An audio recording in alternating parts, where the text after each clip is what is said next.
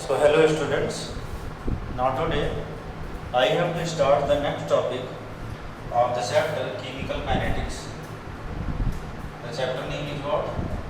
Chemical Kinetics, class 12th. I have to start the numericals of the integrated rate equation. ठीक है, हम लोगों ने लास्ट क्लास में इंटीग्रेटेड रेट इक्वेशंस देखे थे, आज हमें उसके न्यूमेरिकल्स के बारे में देखना है। तो आओ थोड़ा सा उसको हम लोग रिवाइज कर लेते हैं इंटीग्रेटेड रेट इक्वेशन को। तो यहाँ पास ये देखो, integrated rate equation. Integrated rate equation की बात करेंगे तो याद हो हमने आप लोग को बताया था कि आपको अगर हम लोग एवरेज रेट ऑफ रिएक्शन निकालना होता है या एवरेज स्पीड निकालनी होती है तो हम लोग बहुत उसको आसानी से निकाल लेते हैं। क्यों? क्योंकि एवरेज रेट ऑफ रिएक्शन के लिए आपको क्या चाहिए?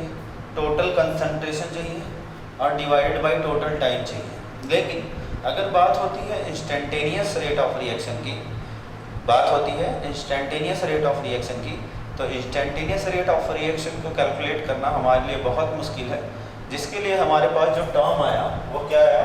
इंटीग्रेटेड रेट इक्वेशन आया। ठीक है बेटा, तो देखो अगर हम लोग रेट लॉ की बात करें तो रेट लॉ शायद आपका यही था।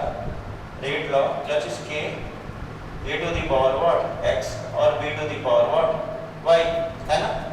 तो रेट लॉ को ये एवरेज रेट के लिए था। अगर हम लोग इंस्टेंटेनियस रेट लिखेंगे, ठीक है, इंस्टेंटेनियस रेट लिखेंगे तो this is what minus d r upon d t equals to k. ये बेटा ए और बी क्या था? कंसंट्रेशन। क्यों? क्योंकि हम लोगों ने लिखा था न्यूमेरिकल टर्म एक reaction A plus B gives us C plus D D. ठीक, तो यहाँ पास rate equals to k A to the power x B to the power y. Instantaneous rate निकालना है तो यहाँ पास रेट की जगह minus d r by d t ले लेंगे। ठीक है, और ये कंसंट्रेशन है तो यानी इसको हम लोग टोटल कंसंट्रेशन लिख देंगे और कंसंट्रेशन को यहाँ जो कंसंट्रेशन है और यहाँ पास ये ऑर्डर के लिए x प्लस वाई लिख देंगे। जो बेटा कंसंट्रेशन है वो किसका कंसंट्रेशन है? रिएक्टेंट का। तो हम लोग यहाँ पास कंसंट्रेशन की जगह अगर हम लोग R लिख दें तो हमारे ख्याल से कोई दिक्कत नहीं होगी। R is what? Concentration of reactant. ठीक है, अगर हमें प्रोडक्ट लेना होता तो हम लोग क्या करते हैं? कंसंट्रेशन ऑफ प्रोडक्ट ले लेते हैं। अब हमें क्या करना है? इंटीग्रेटेड रेट इक्वेशन हमें किसके लिए लिखना है? जीरो ऑर्डर के लिए। ये मैं बेसिकली तुमको रिवाइज करवा रहा हूँ। लास्ट लेक्चर में हम लोगों ने integrated rate equation first order और जीरो ऑर्डर पढ़ा था। रिवाइज इसलिए करवा रहा हूँ ताकि आप इसके न्यूमेरिकल से मैं अभी डिस्कस करूँ आपके सामने तो आपको उसको प्रॉब्लम ना आए। चलो देखो, तो जीरो ऑर्डर के लिए बेटा हम लोगों ने देखा था, ठीक, जीरो ऑर्डर का मतलब क्या होता है? एक्स प्लस वाई की वैल्यू क्या हो जाए? जीरो हो जाए। तो इसका मतलब minus d r upon d T, यहाँ पास के और यहाँ पास रिएक्टेंट ऑर्डर की जगह क्या रखेंगे? जीरो, और किसी की पावर जीरो क्या होती है? 1। तो this is minus d r upon d t equals to क्या बच जाएगा बेटा? के। ठीक है, अब यहाँ पास ये देखो इधर 1 लेकर क्रॉस मल्टीप्लाई कर। जब क्रॉस मल्टीप्लाई करोगे तो this is what minus d r equals to क्या हो जाएगा बेटा? के डी टी। माइनस को उधर ट्रांसफर कर दिया तो ये कुछ ऐसे आया। ठीक है, अब हमें क्या करना है? अब इतना करने के बाद ही हमें क्या करना होता है? इंटीग्रेट करना होता है। ठीक है ना, यानी अब क्या लिखोगे? Integrate both side. इंटीग्रेट क्या चीज? Both side. ठीक है, अब हम लोग अगर इंटीग्रेट करेंगे बोथ साइड तो ये देखो यहाँ पास this is what integration of d r equals to integration of what minus k d t. ठीक है, अब देखो डी आर का इंटीग्रेशन क्या आता है बेटा? आर आता है, यानी ये क्या हो जाएगा? Integration of d r becomes r and this is what? This is d t, और माइनस के क्या है? कांस्टेंट है। अब डी टी का भी इंटीग्रेशन क्या हो जाता है? आर इक्वल्स टू माइनस के टी प्लस यहाँ पास आई एक क्या आ गया? कांस्टेंट आ गया। ठीक है, यही हम लोगों ने देखा था। अब देखो यहाँ पास एट टाइम टी बराबर जीरो पर अगर मान लो टाइम टी बराबर जीरो की बात करें तो यहाँ पास जो कंसंट्रेशन होता है ये हम लोग आर नॉट कहते हैं। तो टाइम टी बराबर जीरो पर अगर हम लोग इसको पुट करेंगे तो ये कितना हो जाएगा? R naught equals to minus k time की वैल्यू जीरो प्लस क्या चीज बेटा? आई। ठीक है, अब देखो ये जीरो हो गया, यहाँ पास आर नॉट इक्वल्स टू क्या आ जाएगा? आई आ जाएगा। ठीक, इसको हम लोग क्या करेंगे, इसको फर्स्ट इक्वेशन मान लेंगे और यहाँ पास आई की वैल्यू कहाँ रख देंगे, आपका फर्स्ट इक्वेशन में पुट कर देंगे। तो यानी यहाँ पास ये क्या हो जाएगा, यहाँ पास ये हो जाएगा आई इक्वल्स टू क्या चीज आर नॉट, ठीक सही है। I equals to are not हम लोग क्या करेंगे, पुट इन फर्स्ट इक्वेशन, और जब फर्स्ट इक्वेशन में पुट किया था तो ये हो गया था minus r equals to minus k d plus क्या चीज बेटा आर नॉट, ठीक है। अब इसको हम लोग क्या करेंगे, अगर हमें के की वैल्यू निकालनी है, ठीक है, तो पहले हम ग्राफ देख लेते हैं। तो नाउ हम लोग इसको y to mx plus c straight line equation से हम लोग इसको कंपेयर करेंगे।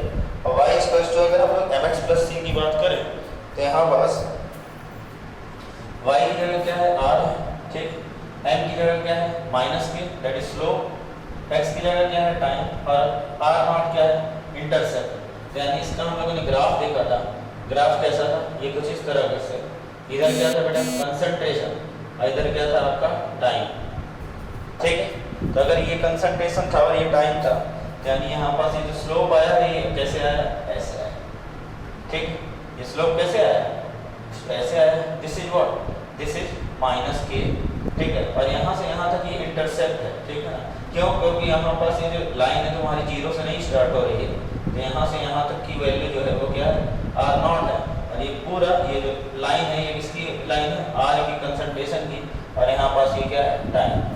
तो इस तरह से हम लोगों ने क्या देखा था, इसका ग्राफ भी देखा था, ठीक है, आ रही बात समझ में। नाउ अब देखेंगे हम लोग किसके बारे में, अब इसी को अगर हम लोग के की वैल्यू निकालनी थी तो के लिए हम लोग क्या किए थे, हम लोग आर इक्वल्स टू माइनस के टी प्लस क्या था आपका आर नॉट था। तो अगर यहाँ पर के की वैल्यू निकालोगे, सॉल्व कर लोगे तो क्या हो जाएगा r naught minus r upon क्या चीज टी, ठीक है। तो ये इक्वेशन आई थी, अब इस इक्वेशन पर हमें क्या आएंगे, न्यूमेरिकल्स आ जाएगा, ठीक है बेटा। तो यहाँ पास ये था हमारा क्या चीज, integrated rate equation for zero order, सही है ना। अब देखो इसी तरह हम लोग को ये जो इंटीग्रेटेड रेट इक्वेशन हम लोगों ने जीरो ऑर्डर के लिए निकाला है, अब इसी तरह हमें किसके लिए निकालना है, फर्स्ट ऑर्डर के लिए, और फिर उसके बाद हमें किसको डिस्कस करना है, हमें जो भी न्यूमेरिकल्स आपके हैं उसको डिस्कस करना है। तो हमें बस ये ध्यान रहना चाहिए कि हम लोग जो भी हम लोग क्वेश्चन सॉल्व कर रहे हैं, हम लोग जो भी क्वेश्चन है ना, हम लोग जो भी क्वेश्चन सॉल्व कर रहे हैं, हमें जो रेट इक्वेशन है उसकी वैल्यू हमें क्या होनी चाहिए, हमें पता होनी चाहिए, ठीक है ना, तो ही अच्छा होता है। क्योंकि अगर उसकी वैल्यू हमें पता नहीं होगी तो हम लोग न्यूमेरिकल सॉल्व नहीं कर पाएंगे, ठीक है। अब हमें देखना है किसके बारे में, इंटीग्रेटेड रेट इक्वेशन किसके लिए बेटा, फर्स्ट ऑर्डर के लिए। तो आप देख लेते हैं उसको भी, इसको हम रफ कर रहे हैं,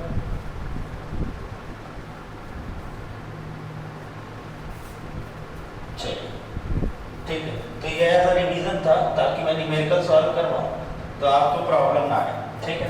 अब हम लोग आते हैं इंटीग्रेटेड रेट इक्वेशन किसके लिए, फॉर फर्स्ट ऑर्डर, किसके लिए बेटा, फॉर फर्स्ट ऑर्डर।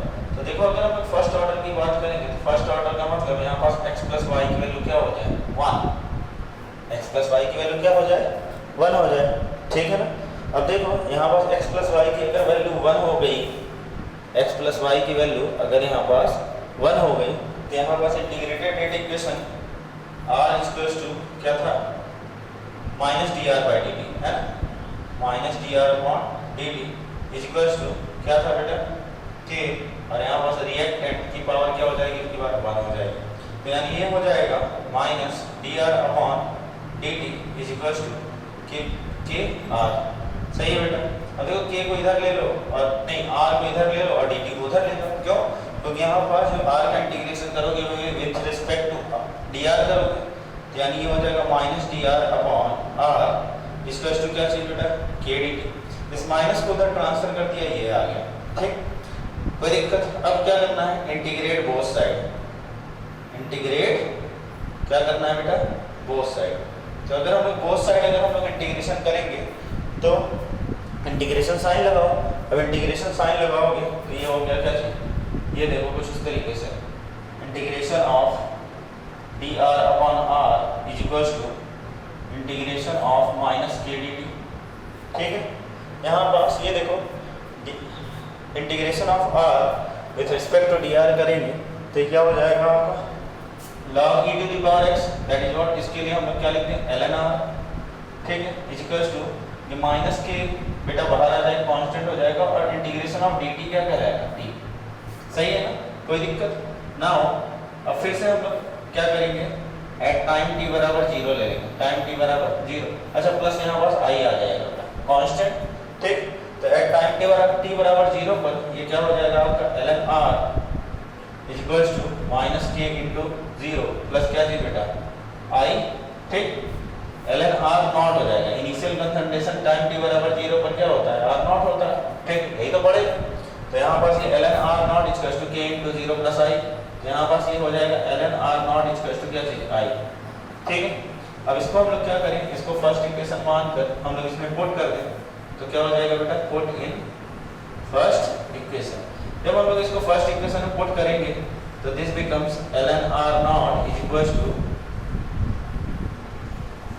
एक minute, ln r is equals to minus kt plus क्या थी r नॉट, ठीक है बेटा। अब चलो यहाँ पास ln, हाँ यहाँ पास ये ln r नॉट हो जाएगा। अब देखो ln r नॉट को इधर ले तो ये हो जाएगा ln r minus ln r not is equals to क्या चीज माइनस kt, क्या चीज बेटा माइनस kt। अब देखो माइनस को मल्टीप्लाई कर दोगे पूरे इक्वेशन में तो ये हो जाएगा ln r नॉट आगे आ जाएगा और ln r उधर चला जाएगा, ln r इक्वल्स टू क्या चीज बेटा kt, ठीक है। अब इसको हम लोग क्या करेंगे, इसका हमें ग्राफ बनाना था, ग्राफ बनाने के लिए हम लोगों ने क्या किया था, स्ट्रेट लाइन इक्वेशन से हम लोगों ने कंपेयर कर दिया था, तो यहाँ पास क्या हो जाएगा y equals to mx plus c, यहाँ पास देखो कोई भी इंटरसेप्ट नहीं है तो यानी इसका ग्राफ कैसे बनेगा, ग्राफ इसका ऐसे बनेगा, ये रहा कुछ ऐसे, ठीक है। अब यहाँ पास ये देखो, अच्छा इसकी जगह हम लोग, हाँ ये क्या हो गया बेटा, ये हो गया ln, इसको log m minus log n है तो इसको हम लोग ऐसे लिख सकते हैं log r naught upon r, ठीक है, और ये क्या हो जाएगा बेटा, यहाँ पास ये हो जाएगा टाइम। अब की देखो m जो है k वो पॉजिटिव है तो ये रहा, ये क्या चीज and it is some constant, तो there is what k is equal to क्या m, that is slope of equation. तो ये रहा आपका क्या चीज ग्राफ, किसके लिए, आपके फर्स्ट ऑर्डर रिएक्शन के लिए। अब थोड़ा सा और इसको सॉल्व कर लेते हैं, थोड़ा सा और सॉल्व करेंगे बेटा तो ये क्या हो जाएगा, इसको हमने क्या था ln r naught upon r लिख लेंगे, इक्वल टू क्या हो गया, ये आपका kt हो गया, ठीक है। अब देखो ln हटता है तो 2.303 से log से मल्टीप्लाई होता है, तो log 2.303 log लिख लें, 2.303 log, ठीक है, r naught upon r equal to क्या चीज kt, और यहाँ से अगर k की वैल्यू निकालोगे तो this is 2.303 log r naught upon r upon क्या हो जाएगा t, and this is the value of the constant for first order reaction, ठीक है। तो हम लोगों ने इतना देखा था। अब बेटा इसी को हमें क्या करना है, न्यूमेरिकल टर्म में इसको हमें उतार लेना है। तो और न्यूमेरिकल टर्म की बात करें तो और न्यूमेरिकल टर्म थोड़ा सा देखते हैं कैसे हमारा इस पर न्यूमेरिकल्स आए हुए हैं। चलो और देखते हैं। यहाँ पास बेटा फर्स्ट जो न्यूमेरिकल है वो आपका ये रहा, ठीक है, इसको मैं रब कर रहा हूँ एज अ रिवीजन के लिए, मैंने आपको ये बताया। आइए देखते हैं।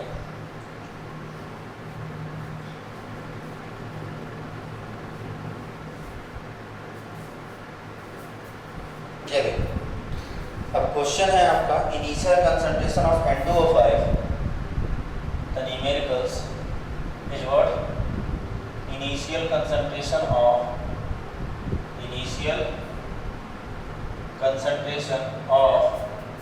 N2O5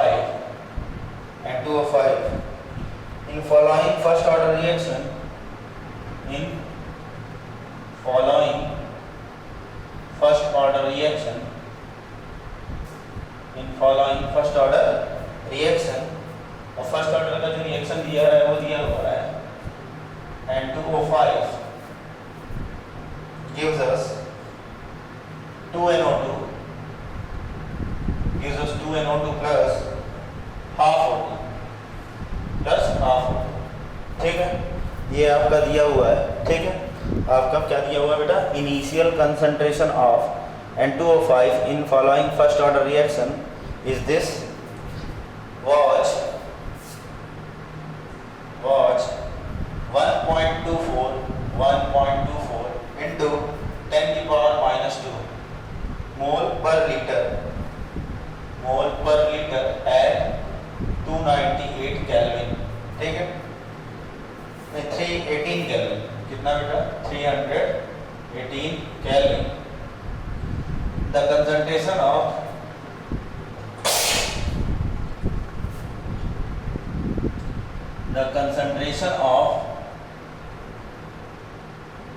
N2O5 after 60 minutes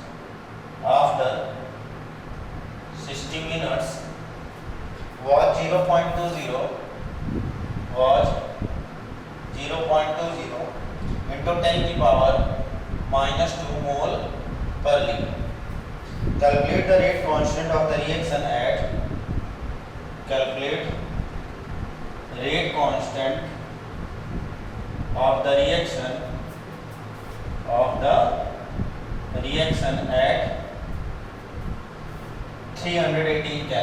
at 318 Kelvin, ठीक है। तो यहाँ पर बेटा देखो क्या दिया है क्वेश्चन में और क्या नहीं दिया है। पहले आओ एक बार क्वेश्चन फिर से पढ़ते हैं। क्वेश्चन में बोला है इनिशियल कंसंट्रेशन ऑफ N2O5, है ना, initial concentration of N2O5 in following first order reaction N2O5 gives us 2NO2 plus half O2 was 1.24 into 10 की पावर -2 मोल पर litre at 318 Kelvin. The concentration of N2O5 after 60 minutes was 0.20 into 10 की power -2 मोल पर litre, ठीक है। 60 minutes बाद यानी final concentration दिया हुआ है। कैलकुलेट द रेट कांस्टेंट, क्या बोला है बेटा, रेट कांस्टेंट की हमें क्या करनी है, वैल्यू कैलकुलेट करनी है। तो यहाँ पास हम लोग बहुत आसानी से इसकी वैल्यू हम लोग कैलकुलेट करेंगे। तो आओ देखते हैं यहाँ पास क्या क्या दिया हुआ, ये देखो दिस वाज व्हाट रिएक्शन क्या है आपका N2O5 गिव्स अस क्या चीज 2NO2 प्लस क्या चीज हाफ O2, ठीक है। टाइम t बराबर 0 पर, ठीक है, इनिशियल कंसंट्रेशन हमारा 1.24 into 10 की पावर -2 दे रखा था। टाइम t बराबर कितना दिया हुआ 60, दिस इज 0.20 into 10 की पावर -2 दे रखा था, ठीक है, कोई दिक्कत।